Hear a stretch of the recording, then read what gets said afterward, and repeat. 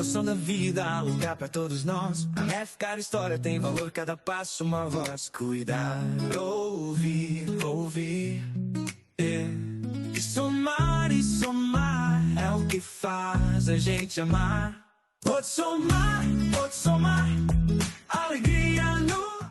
Boa tarde, sejam todos bem-vindos ao nosso terceiro episódio do nosso podcast Pode Somar. Antes de iniciarmos esse bate-papo, eu gostaria de fazer minha autodescrição.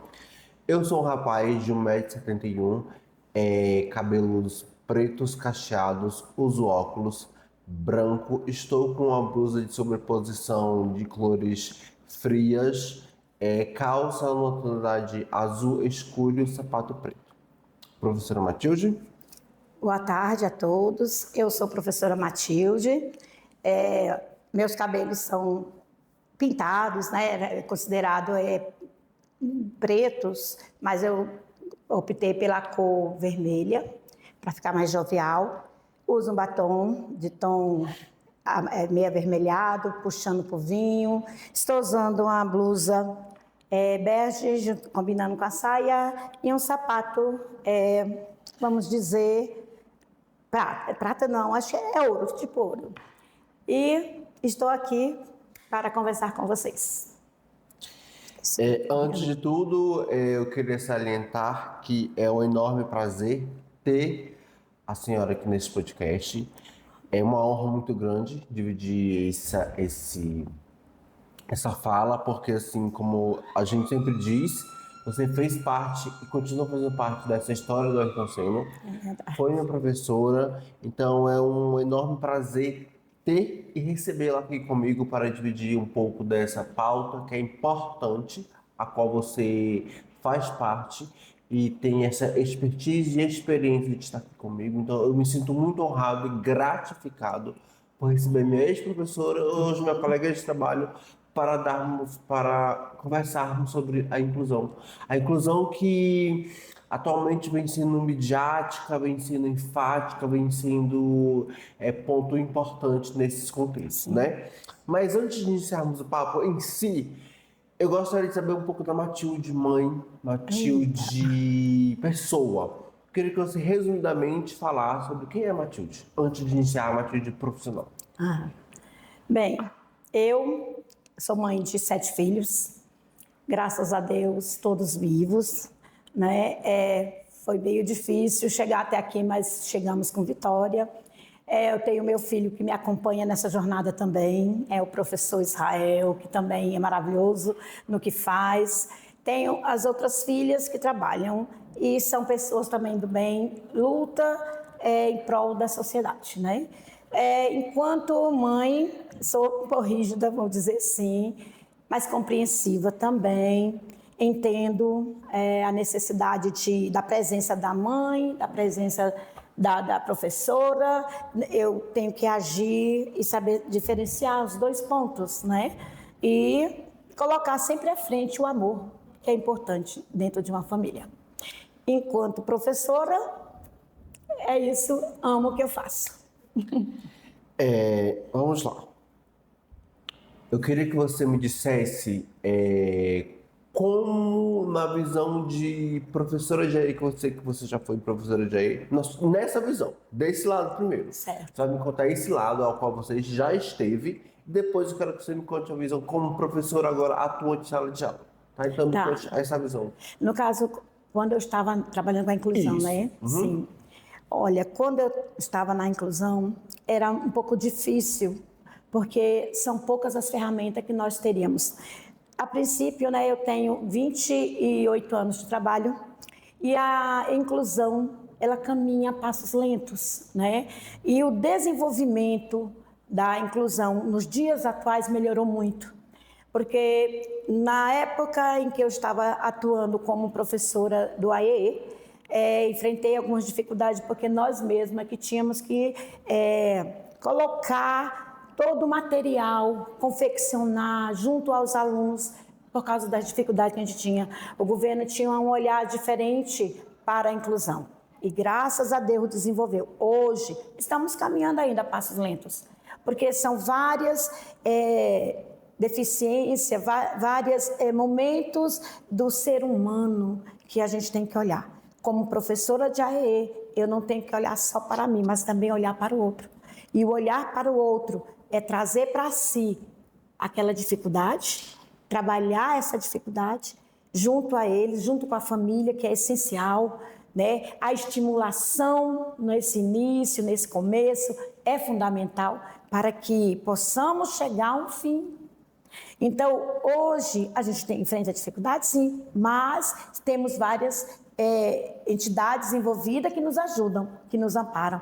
E mais ou menos há 10, 15 anos atrás não era assim, era diferente.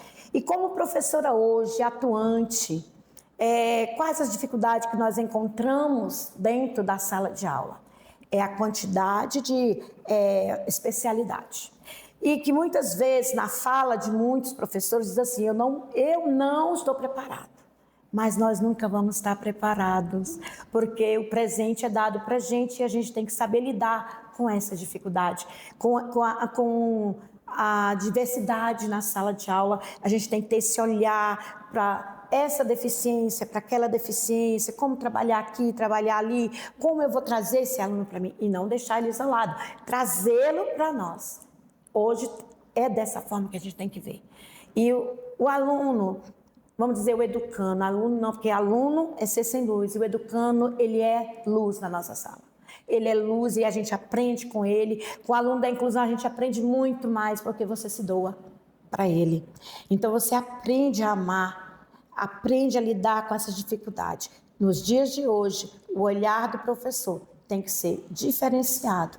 Não somente para quem tem a deficiência, a necessidade, mas para todos. Porque todos nós, querendo ou não, somos especiais, né? E podemos ressaltar também que nos dias atuais nós temos esses recursos, né? Temos uma sala a qual nós estamos aqui realizando essa entrevista, que dá essa construção, isso, né? Nós temos ferramentas, são oferecidos cursos, mais cursos de aprimoração para o público da inclusão. E mesmo assim, ainda falta. Por que falta? Porque atualmente cada dia chegam mais pessoas com déficit de aprendizagem, dificuldade de aprendizagem de modo diferente. Cada dia eu me renovo mais. Então eu falo assim, eu sei, não sei. Não sabe. Todo dia é um aprendizado. É um aprendizado. Todo dia é um aprendizado. Eu aprendo com aquele aluno, ele me ensina, eu ensino ele. E qual a minha responsabilidade para com isso? Era para chegar até o professor e nós juntos, como escola, comunidade, tentar construir, né, o aprendizado desse aluno. Não é eu sozinho, não é você sozinha, é todos. Todo mundo junto vai sentar e vai analisar para que nós pensamos no estudante. É verdade. Eu não posso pensar no meu trabalho nem pensar no seu trabalho. Nós temos que pensar no estudante. No estudante. Porque ele tem que progredir, ele tem que aprender. Avançar, sim. Qual é a minha estratégia em relação a isso? É estudar. É estudar. É procurar ferramentas que se fazem necessárias. É procurar embasamentos a qual tenho que ter para lidar com aquela pessoa. Não é culpa dele, não é culpa minha, não é culpa sua, não é culpa de ninguém. Né? Nós temos que nos adequar a cada um, especificadamente. É verdade. Então, assim, mas na sua visão, o que falta é de efetivo para que essa inclusão ainda aconteça de forma efetivamente? O envolvimento maior do professor, um interesse maior dele buscar novas estratégias, novos caminhos. Ele não está só. É importante que o professor entenda isso, ele não está só. Há um grupo de profissionais por detrás desse profissional que é o professor.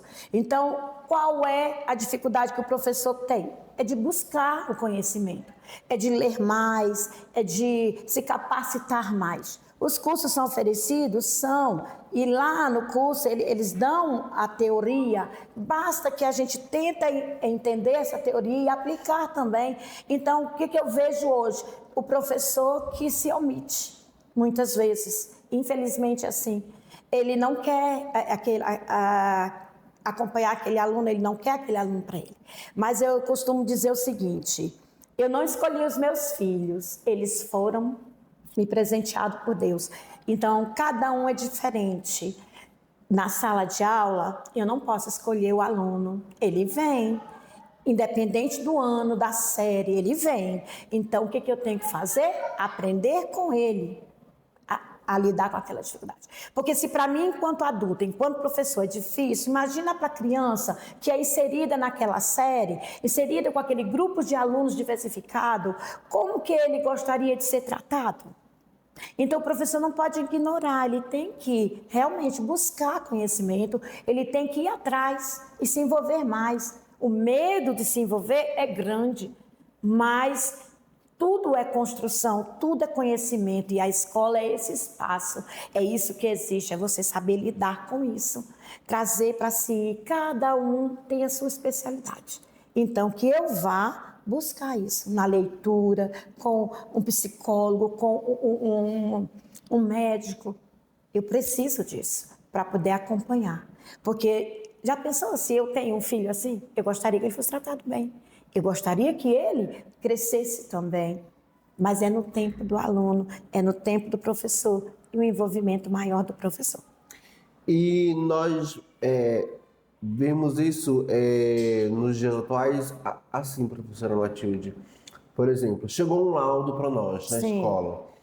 Nosso papel é sentar ali, estudar. Ver o que o médico passou para aquela criança. Sim. Entender os CIDs. O que são os CIDs? São os códigos a qual está ali no diagnóstico dele. E eu vou saber, ele tem certa dificuldade, ele tem esse diagnóstico. Então, o que esse diagnóstico diz para mim? Não é sobre ter um laudo. O laudo não vai reter, o laudo não vai diminuir. É eu entender. Porque nós recebemos um aluno assim e nós fomos lá e estudamos o laudo. Ele tem 3 CIDs.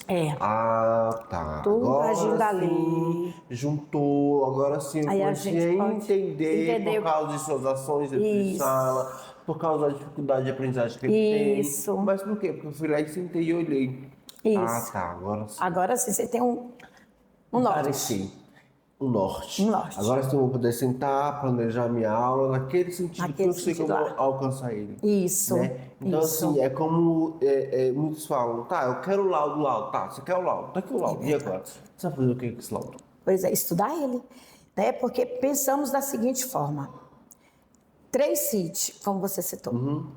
Cada um deles quer dizer alguma coisa. Então, de acordo com o estudo que eu vou ter, a leitura que eu vou ter, aí sim eu vou poder traçar como trabalhar com aquela criança. Mas vamos pensar, você imagina, eu não tenho CID nenhum, ele tem. Então, imagina nele as três situações acontecendo com ele junto. Então, as emoções são diferentes, o olhar é diferente. Então, ali, o tempo dele também é diferente, né? Então, a gente tem que estudar, planejar, diferenciar, se preciso for reduzir, e ali olhar o tempo da criança. Ele vai aprender? Vai. Mas ele não vai aprender na mesma velocidade que uma pessoa dita normal. Ele vai aprender de acordo com a capacidade dele. Vai internalizar aquilo que ele vai aprender. Nós vamos atingir o 100%? Não. Mas o 50% que vier é bom, o 30% que vier é bom. Né? Então, ali, no decorrer da minha vivência com ele nos 365 dias, que são 200 dias letivos, né? No caso, é um ano que eu falo, porque é um ano que a gente fica com essa criança. Os 200 dias letivos, eu tenho esse prazo para poder chegar ao final e falar, olha, até que ele desenvolveu. Ano que vem, o professor que vier, ele vai poder continuar daqui para frente. Né? Então, isso é importante, que o professor que está chegando hoje, ele tenha em mãos também esse relatório. E graças a Deus que tem o PIA. PEI. É PEI, isso.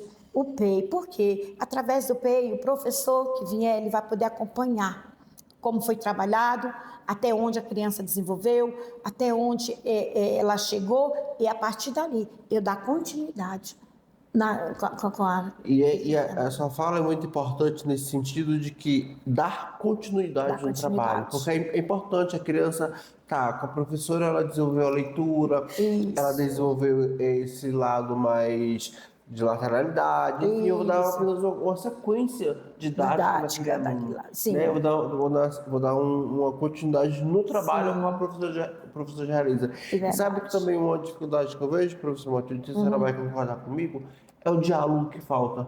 Porque assim, eu vejo muitos professores falam, mas não chegam, falam assim, senta aí comigo só um pouquinho, me ajuda, me ensina como eu devo fazer, sabe assim, porque eu falo isso? Porque nós como profissionais, nós nos trocamos muito. Quando eu estou com dúvida, eu falo, professora Matilde, me ajuda aqui, a senhora a mesma coisa, professor, não estou conseguindo, o que eu faço com esse meu aluno? Eu acho isso muito interessante, porque enriquece o nosso trabalho, entende? Então não é vergonhoso para mim e nem para você. Exato. Nós vamos aprender juntos. Porque o nosso foco é o estudante. O estudante. Né? Então, Isso assim, é importante. se eu não sei, eu peço ajuda a quem já passou e tem essa experiência. Exato. Quando você não sabe, recorre a mim, que eu estou mais atual, e vou lá, ajuda a senhora com o maior prazer. Então, eu acho que falta esse pouquinho de diálogo. Sabe? Dessa abertura. Exato. Gente, achegue, busque, né? Porque eu estou aqui como um profissional de atendimento educacional especializado, é para abrir a porta aberta. A porta aberta. A porta está aberta. E é uma esperança para o professor também, né? Então você pode achegar-se a mim. Isso, contar com o profissional que está ali para ajudar. Porque o primeiro contato que a criança tem é comigo. Exato. O laudo quem pega sou eu. Vocês. Então eu estudo, vou ali tentar repassar o que eu li naquele laudo para o professor trabalhar. Então acho assim que está faltando esse diálogo. O professor está pecando nesse ponto. Eu sei que a escola é muito corrido, isso é fato, né? A escola tudo é muito rápido, mas esse diálogo tem que acontecer, nem que a gente tire pelo menos 10 minutinhos da minha aula. Olha, gente, eu vou ali porque eu estou com dificuldade nisso. O educando, ele vai desenvolver, por exemplo, eu sou professora de matemática, né? Eu vou trabalhar o que com eles? Adição, subtração. Aí eu posso chegar no profissional de aí, qual é o déficit que ele tem? Uma criança que tem TDAH, por exemplo, tem cognitivo preservado, então você vê, o cognitivo é preservado, então eu posso ir até aqui com ele. Então até aqui eu posso. Uma criança que tem o CID, no caso, déficit intelectual, até onde eu posso ir? Então, você que está à frente, você sabe a idade mental dessa criança é essa aqui. Então, você vai ter que trabalhar assim. Então, esse interesse tem que partir do professor. Tem que partir, porque ele é o mediador. Ele está ali para fazer o quê? A relação, o intercâmbio entre o conhecimento e a ação da criança. Não é isso? Então, eu entendo desta forma. Hoje, em sala de aula, o que a gente vê são reclamações. Não sei lidar com essa criança, eu não sei fazer, não sei isso, aquilo, outro. Mas não para pensar, se pôr no lugar daquela criança. Né? A dificuldade que ela tem. O que eu posso fazer? Meu filho, senta aqui, vamos fazer assim? Assim para você tá bom? Se não estiver bem, se a criança não estiver bem naquele dia, não vai fluir nada. Mas ela tem que entender, olha, você está bem hoje, então nós vamos. Esse olhar é importante. Esse acolhimento, professora. Esse acolhimento. Sabe, assim, por mais que ela não queira fazer a atividade em si, por mais que ela não queira corresponder à tarefa a qual ela foi designada, mas ela se sentiu acolhida. Sabe por quê? Porque você foi lá e falou com ela. Isso, e não deixou de lado. Atividade, não quero não. Tá bom, mas eu estou aqui, quando você quiser. Esse acolhimento, esse olhar que nós estamos tendo aqui agora, é isso que ela precisa. Exato. Entende? Então, assim, às vezes o professor entra, fala com a turma e daqui a atividade. Exato. Não é assim. É apenas uma palavra. Eu estou aqui. Precisa de mim, estou aqui. Para te acolher, para te ouvir. E aí ele vai se sentindo mais confortável, vai se libertando, vai falar, aquela professora fala comigo, ela lembra de mim. Ela lembra, fala. Então, assim, quando eu tiver, eu vou lá falar com ela. Isso. Então, isso é importante. Essa conexão. Isso. Sabe? Eu acho que é necessário ter mais conexão. Isso. E tem educandos que ele, às vezes, não vai desenvolver a questão do cognitivo na leitura, mas só o fato dele se sentir acolhido e se sentir bem, ali desperta algo nele para outras atividades, não para aquela, mas para outras. Um exemplo que nós temos vívido vivo aqui no Ayrton Senna é a nossa estudante lá do 8º C, né? Que ela se sente muito bem na escola. Dentro da sala de aula, Verdade. dentro da escola. A gente é perceptível na fisionomia, a alegria dela. Sim. Ela conhece as professoras, ela Verdade. conhece as amiguinhas que ajudam. Então, Sim. quando ela vê alguma professora, ela faz os gestos de alegria. De alegria, porque ela sim. tá bem. Ela se sente bem. Verdade, bem acolhida. Né? O que eu percebo também na sala, o professor, às vezes, ele tem resistência. Infelizmente, a gente tem que ver falar isso. Mas é uma coisa que a gente observa, você também vai observar, não sei se vai concordar comigo, mas eu acredito que sim. Que os próprios alunos, os próprios educandos acolhem. O professor tem que se sentir envergonhado com isso. Porque se tem ali, olha, os próprios colegas aceitam, então cabe ao professor amolecer o coração e abraçar também, né? Isso é bom. Isso é eu toda vez que eu falo, eu talvez até repetitivo, mas é uma fala muito forte e é verdade. Os estudantes que nós temos hoje na nossa unidade escolar, eles são estudantes que abraçam mesmo. A gente tem em cada sala ali um estudante que cuida do outro, nesse sentido. Com zelo, com amor, carinho. Não é com nenhuma má intenção, é apenas cuidando do outro. Né? Se então, pondo no lugar do outro. Quando eu passei dando uma palestra lá em sala, eles têm um comportamento diferente. Eles falam assim, professor, tal aluno, tá daquele jeito hoje, vai dar falar com eles. Eles vão lá e comunicam comigo, ou comunicam com o professor. É verdade. Antes não acontecia. Não acontecia. Né? Então hoje, quando o aluno está mais agitado, eles não enfrentam, eles não falam, comunicam. Já está assim, aí a gente já vai fazer a intervenção. Sim. Justamente. Essa intervenção é importante também. Né? E eu acho isso muito válido dentro da sala de aula, porque nós temos comportamentos diferentes. E o importante, Francenils, também é observar o seguinte, não somente aquele que é laudado. Nós temos resistência dos pais que também não aceitam a deficiência dos filhos. E muitas vezes nós, professores, identificamos em sala a necessidade de trabalhar diferenciado com aquele educando que também não tem um laudo, mas tem a deficiência. E muitas vezes nós é que detectamos, nós professores, que temos esse olhar. Porque de tanto lidar com várias vidas e o tempo de experiência de vida que a gente tem, a gente percebe que há algo diferente. E aí, passamos para você que que atende o AE, né, no caso, os alunos, e a partir daí você vai fazer a intervenção com a família. A família tem que aceitar, a família tem que estar junto também. E isso é fundamental para que aquela criança seja também acolhida, não somente na escola como no lar. E muitas vezes nós não temos isso também. E dentro da sua disciplina, quais ferramentas você utiliza, qual é a sua didática? Porque matemática em si, todo mundo tem... matemática. Tem medo. E assim, como você pode...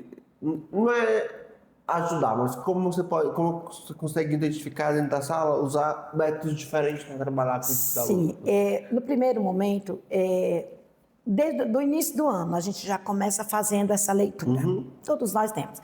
À medida que você vai fazendo as perguntas, você vai ver quem vai se envolvendo, quem tem aquela vontade de exposição e tudo. Até o meio, uns 3 meses, a gente consegue identificar. E se aquela criança já tem um laudo, você já começa ali a trabalhar. O trabalhar, a dificuldade que eu encontro é trabalhar o concreto com o educando, porque o concreto exige muito mais do que você pensa. Então, o que nos cabe? Quais as ferramentas que eu tenho para lidar com isso? É uma atividade mais simplificada, explicar o conteúdo, eu vejo que ele está ali, mas ele não está ausente, ele está ouvindo, ele está interagindo no mundinho dele, dependendo da deficiência. Então, eu trabalho com coisas mais simples e concretas, na minha condição. Se preciso for levar palitos, trabalhar com palitos. Se preciso for levar atividade de uma série anterior, leva atividade da série anterior. Mas que esteja voltado para o que eu estou falando. Porque vamos dizer assim, esse bimestre estou trabalhando frações. Então, o processo das frações, como é que é essa construção? Vai com palitinho, vai com pintura, vai com atividade mais simples, olha, é assim, você vai fazer assim. Eu chego no aluno e falo, essa aqui é a atividade. Você está vendo, eu explico a primeira junto ao aluno. E ali ele, você entendeu? Se não entendeu, eu te explico de novo. E ali o aluno desenvolve, da maneira dele. Após isso, eu vou recolher, que eu vou corrigir.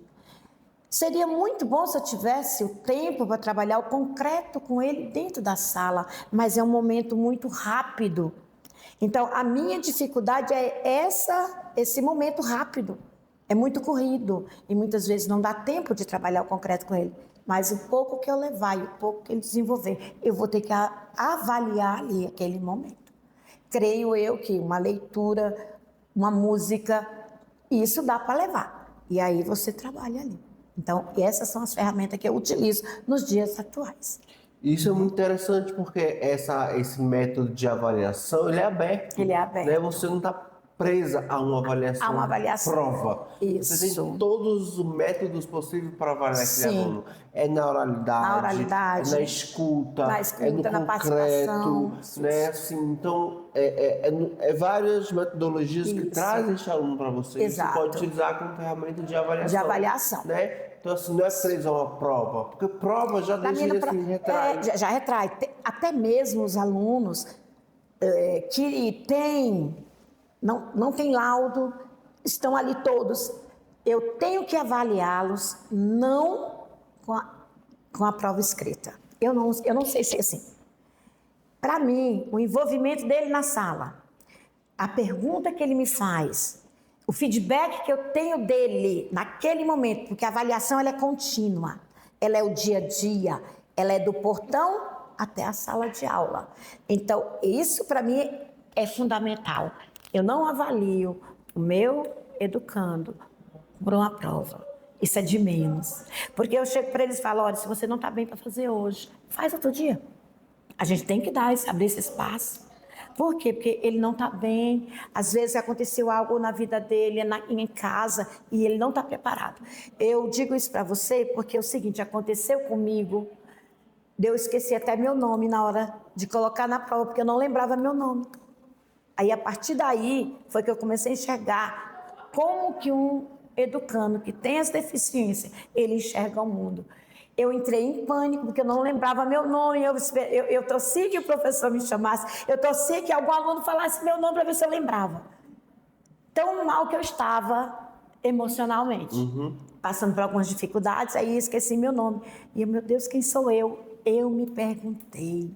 Agora, você imagina, um educando que está ali, no meio de tantos alunos que tem ali diversidade de comportamento, e ele está inserido ali. Como que ele vê aquele mundo? Então, eu tenho que entrar nesse mundo dele.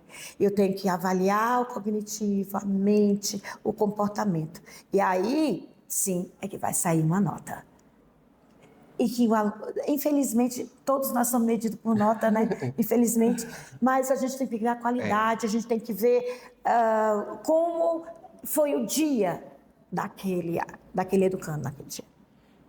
E para nós encerrarmos esse episódio, que foi riquíssimo, como eu quero repetir para vocês, é uma honra estar aqui ao lado desta mulher, que eu vejo que é uma profissional de excelência no que faz. Não é porque ela está na minha frente, mas desde que ela foi a minha professora, ela nos ensinava, nos olhava já com esse olhar diferente, nos colocando, né, dentro dessas possibilidades, não nos limitando, nos ensinando em cada detalhe, é assim que se faz, e é assim que tem que ser feito. Por quê? Porque isso hoje me torna o profissional que eu sou. Então, assim, graças a esses profissionais, eu sou um profissional hoje de eficácia por isso, porque eu fui ensinado a ser assim. Ela me ensinou e compartilhou para comigo esse conhecimento, né, de muita importância e de muita validez. Olha que naquela época era bem diferente, mas o que era dito lá se reformula para o hoje. Então, assim, é com muita honra e grandeza que eu tenho aqui comigo a professora Matilde, e eu gostaria que a senhora deixasse uma mensagem para os pais, para os alunos, assim, da importância da inclusão, da importância de estarmos aqui, da importância desse conjunto todo. Então, assim, uma mensagem que venha ser espontânea do seu coração, qual mensagem você gostaria de deixar para nós nesse momento? Eu gostaria de deixar a seguinte mensagem, que receber o outro é uma dádiva de Deus. Receber o aluno é uma dádiva de Deus. E que todos nós possamos nos colocar diante dele, porque hoje eu sou normal, mas amanhã eu posso ter uma deficiência. E eu vou querer ter a mesma importância que eu tenho hoje, eu vou querer que me trate. Então, que os pais olhem para seus filhos com amor e procurem entender, se colocar no lugar dele. Que os professores olhem com um olhar diferente, busquem conhecer o seu aluno. O nosso mundo não é individual, eu não posso olhar para o meu umbigo, porque eu faço parte disso e o meu educando também. Então, que nós possamos nos doar e nos envolver mais e não ignorar. Então, que seja tudo feito. Tem uma ditado que diz assim, que a educação não é amor, mas é através do amor que a gente aprende, que a gente constrói. E não podemos ignorar isso. Receber o outro com amor. Muito obrigado. Obrigada. Pode somar, alegria no ar. Pode somar, vamos juntos celebrar.